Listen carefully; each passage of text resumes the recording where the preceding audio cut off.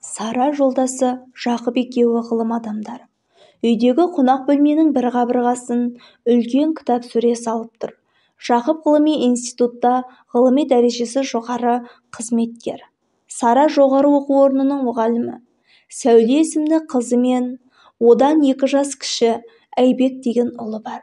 Сараның жанын жегідей жеп жүргенде осы жалғыз ұлдың тағдыры басындағы бітпейтін мәселе. Сәулені қойшы, өздері сияқты бір зиялы отбасына келін болған, 2-3 баласы бар, жағдайы жаман емес. Ал Айбек? Ұл десе қазақ жанын беруге әзір ғой. Айбек дүниеге келгенде Жақып пен Сараның қуанышында шек болмады. Жақсылық атаулыны жалғыз ұлдың басына үйіп төгу үшін ерлі-зайыптылар барын салды.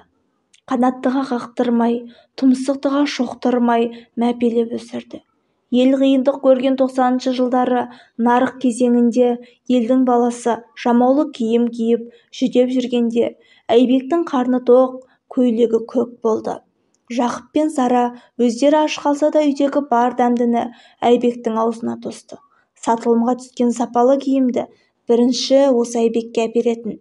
Айбек дегенде әсіресе Сара құрдай жорғалайды. Мектептегі оқудан тыс спорт, музыка үйірмелеріне жаздырып, өзі апарып жүрді. Жоғары сыныпқа көшкенде сыныптағы ұлдар мамасының баласы деп мазақтағанына қарамастан, Сара Айбекті еш жерге жалғыз жібермей, қайда барса да өбіктеумен болды. Айбек мектепте жақсы оқыды. Сара Айбектің мұғалімдері ғана емес, үйірме жетекшілерінде балама жақсы қарасын деп, әрдайым қонаққа шақырып, сыйлықтарын аямайтын. Анасының еңбегін Айбек ақтамады емес, шахматтан оқушылар арасындағы жарыстарға қатысып, жеңімпаз атанды. Ғылыми конференцияларда да көзге түсе білді. Қысқасы, оқушы кезінде қандай үздік шәкірт болса, студент атанғанда да сабақтан қалмайтын, мұғалім тапсырмасын мүлтіксіз орындайтын озық шәкірт ретінде танылды. Айбек университеттің соңғы курсына келгенде әкесі бір жас аспирант әйелмен көңіл қосты. Өмір бойы жалғыз ұлын өбектеп, не өзіне, не күйеуінің төңірегіне мән беріп қарамаған Сара бармағын тістеп қала берді. Жақыпты қайтаруға талпынбады да. Бұның жуастығын біліп алған жас әйел Жақыпты бір жолата меншіктеп алды десе болғандай. Құрбылары Сараға, қазір еркек атаулы өз әйелін менсінбей, белгілі бір жасқа келгенде жастау келіншекке, тіпті балғын қыздарға көз салатын заман екенін білесің ғой. Бұл жаппай сәнге айналған үрдіс. Күйеуіңе ренжіме деп ақыл айтты. Сара ренжіген жоқ, әрине. Өйткені бір ақыл есі жалғыз ұлға ауған. Қайткенде де Айбектің өмірі басқадан артық болады. Осы бала бақытты болу үшін тағы не істеу керек деген ойдың жетегінде өзін жалғыз ұлдың құрбанына айналдырған келіншек күйеуінің тастап кеткеніне іштей уайымдағанымен сыртқа сыр бермеді. Жақып жас әйел алса да некелі жары Сара ғой. Отбасынан бір жолата қол үзген жоқ. Туған-туыстың жиын тойына анда-санда қатысып жүрді. Сара жоғары оқу орнын бітірген Айбекті әкесі жұмыс істейтін ғылыми институтқа орналастырды.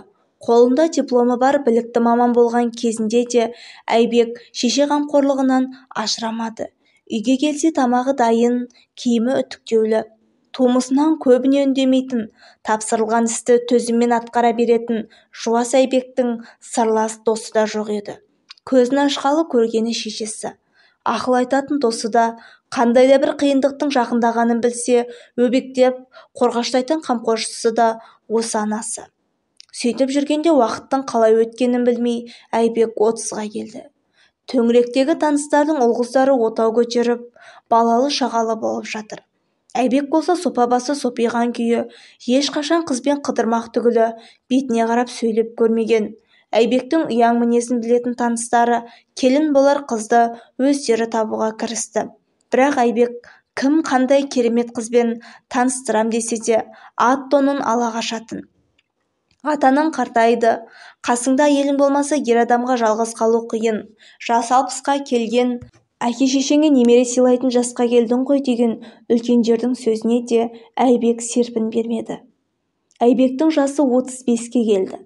Сара мен Жақыптың туған туыс, дос-жараны талай рет өнегелі отбасынан шыққан тәрбиелі қызбен таныстыруға талпынды.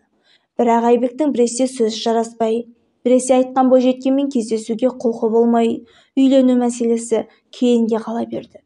Сөйтіп жүргенде Сәуленің қайын жұртынан біреу Баян деген бойжеткен бар дегенде айтып қалды.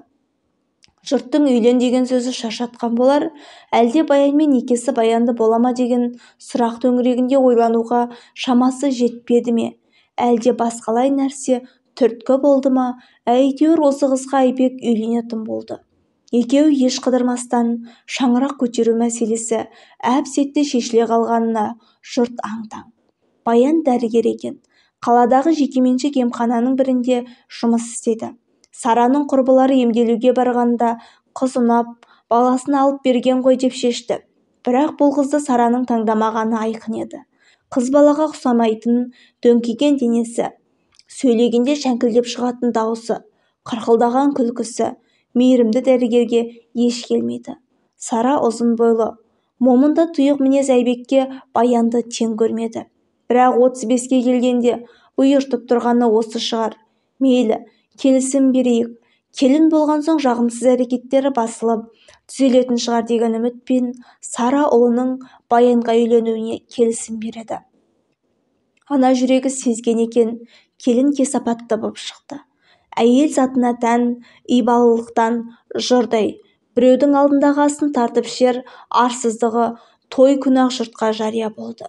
Жалғыз ұл болған соң әке-шешесі Айбектің тойын елдікінен кем қалмайтындай жарқыратып өткізуге барын салған еді. Жылдар бойы жинаған қаржысын да осы тойға аямай жұмсады. Онысы желге ұшқандай болды.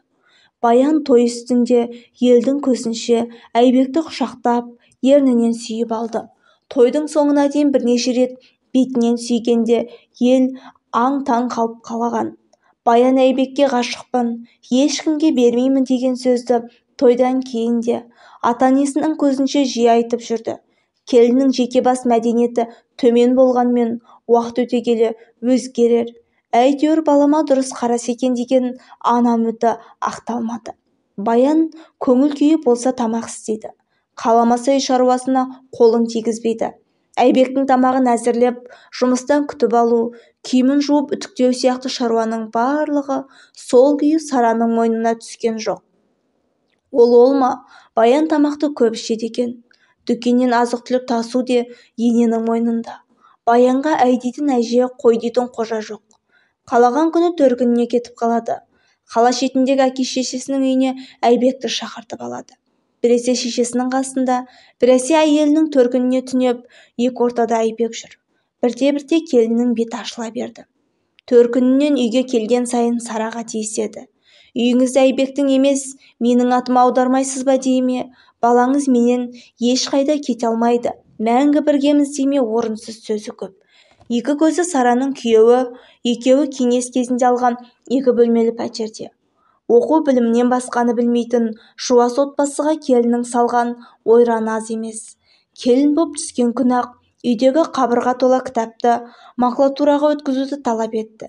Кітаптың не керегі бар, интернет тұрғанда. Үйде артық орын алады деп келіні құлақ етін жей берген соң Сара айтқанын орындады. Қап-қап кітапты кітапханаларға тегін берді. Бұрын мамыражай боп келген отбасында күнде ұрыс бастайтын келін.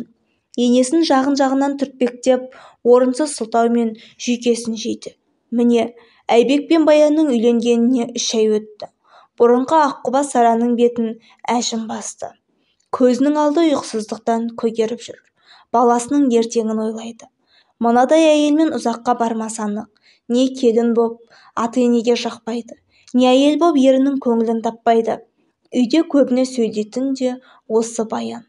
Айбек неге ана бір туыстың ірі компаниясында істейтін ұлы сияқты айына $5,000 таппайды? Айына келетін 100,000 теңге ғана деді. Жиі айтады. Көкірегін тескені ақша, дүние мүлік. Төркіні де парасат әлемінен алыс екен. Құдалар дастархан басында кездескен сайын Баянның әке-шешесінің айтатыны біреудің қалай жедел байығаны туралы әңгімелер. Одан қалса, үйге қандай зат сатып алу керегі, Ал Сараның өз ортасы ғылым-білімді қадірлейтін рухани адамдар ғой. Қысқасы, құдалармен әңгімесі жараспай қойды. Сара бірақ әдеп сақтап, реніш күйішін көрсетпеуге тырысады. Баянның кесірлі әрекеттері туралы да айтқан емес. Жалпы келінін ешкімге жамандаған жоқ. Көрген жұрт өздері сөз қылмаса. 3 айдың ішінде Баян енесінің жүйкесін жеп, туған-туыстың арасына да іріткі салды. Туыстар арасындағы ұрыс-керістен Сара психикалық күйзеліске ұшырап, дәрігерге көрінуге мәжбүр болды. Момын жанұяға кездескен ай, келін емес кесел ғой десті жұрт. Баянның жүріс-тұрысы, арсыз әңгімелері Сараның жүрегіне у боп жиналды. Қит етсе беттен ала жөнелетін мыстандығы бір төбе. Не істесе де әйтеуір төңірегіне күн көрсетпеу басты мақсат сияқты. Жас қой, түзелер деген үміт ақталмады. Уақыт өткен сайын Баян бұл әулеттің бәрінің басына шығып, ойына келгенін істей бастады.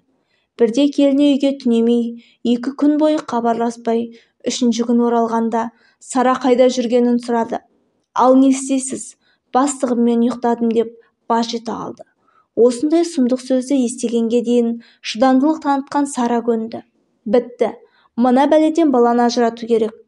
Бәсе, күйеуге шықпай жатып-ақ бет ашылған емес пе деп ойлап қалып едім. Рас екен ғой деп түйді. Ойын баласына айтып еді. Айбек те ажырасуды ойлап жүр екен.